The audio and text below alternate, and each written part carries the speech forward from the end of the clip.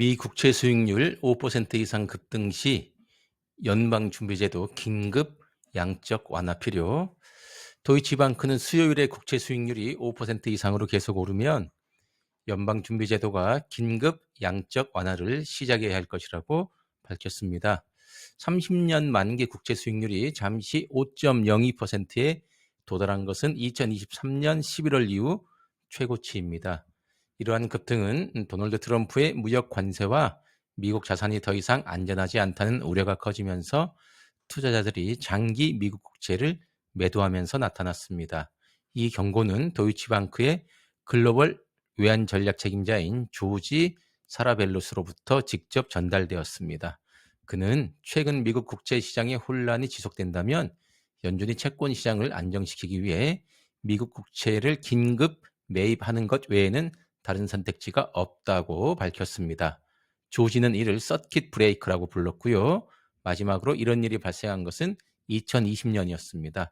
당시 연준은 코로나19 시대의 금융 붕괴를 막기 위해 금리를 대폭 인하하고 대규모 채권 매입 프로그램을 시작했습니다.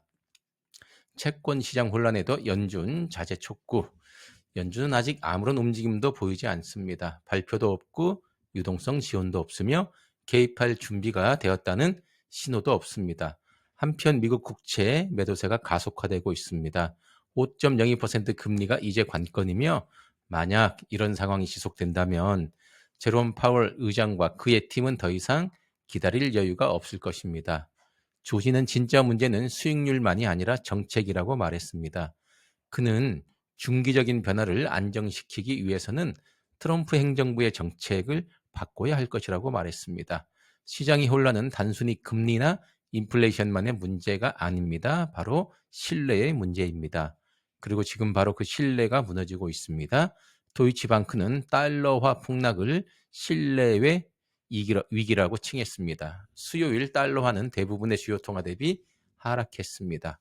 외국인 투자자들은 스트레스가 많은 시기에 평소처럼 달러를 매수하는 대신 미국 자산을 적극적으로 매도하고 있습니다. 조지는 시장이 미국 자산에 대한 신뢰를 잃었기 때문에 달러 유동성을 축적하여 자산, 부채, 불균형을 해소하는 대신 미국 자산 자체를 적극적으로 매도하고 있습니다. 경제학자들은 연준이 인플레이션과 나쁜 타이밍에 갇혀 있다고 말합니다. 모건 스탠리의 미국 수석 이코노미스트인 마이클 가페는 연준이 가까운 시일 내에 금리를 인하하지 않을 것이라고 말했습니다. 월요일 블룸버그 TV와의 인터뷰에서 마이클 가페는 경기 침체가 오지 않는다면 연준이 단기적으로 이러한 인플레이션을 극복하기 어려울 것이라며 연준은 당분간 금리 인하를 보류할 것이라고 말했습니다. 문제는 인플레이션이 여전히 높다는 것입니다. 연준이 선호하는 인플레이션 지표는 2월까지 12개월 동안 2.8%를 기록했는데 이는 목표치인 2%를 훨씬 웃도는 수치입니다. 이 수치는 트럼프의 새로운 관세가 물가를 급등시킬 시간조차 주지 않은 수치입니다. 게다가 인플레이션 기대치도 상승하고 있습니다. 연준이 주시하는 장기 지표 중 하나가 3개월 연속 상승세를 보이고 있습니다. 연준은 시장이 무너질 때 개입해온 여러 역사를 가지고 있습니다. 2020년 3월 미국이 팬데믹 봉쇄 조치를 시작한 직후 연준은 정기회의를 거치지 않고 긴급 금리 인하를 단행했습니다. 이는 공황 상태에 빠진 조치였지만 효과는 있었습니다. 주가가 폭락하고 소비자 심리가 위축되는 와중에도 파월 의장은 눈 하나 깜짝하지 않았습니다. 그는 금요일 연준이 기대치를 안정적으로 유지할 의무가 있다고 말하며 현재 금리 수준이 잘 조정되어 있다고 주장했습니다. 파월 의장은 최신 지표를 바탕으로 경제가 여전히 양호한 상태라고 말하며 주식시장 하락에 대해서는 언급조차 하지 않았습니다. 일부 분석가들은 관세가 오래 지속될수록 상황이 악화될 것이라고 생각합니다.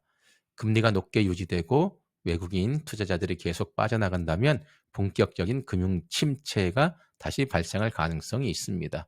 연준은 기다리기를 바라고 있을지 모르지만 채권 금리가 하락하지 않는다면 좋든 싫든 개입하여 채권을 매수하는 것 외에는 다른 선택의 여지가 없을지도 모릅니다.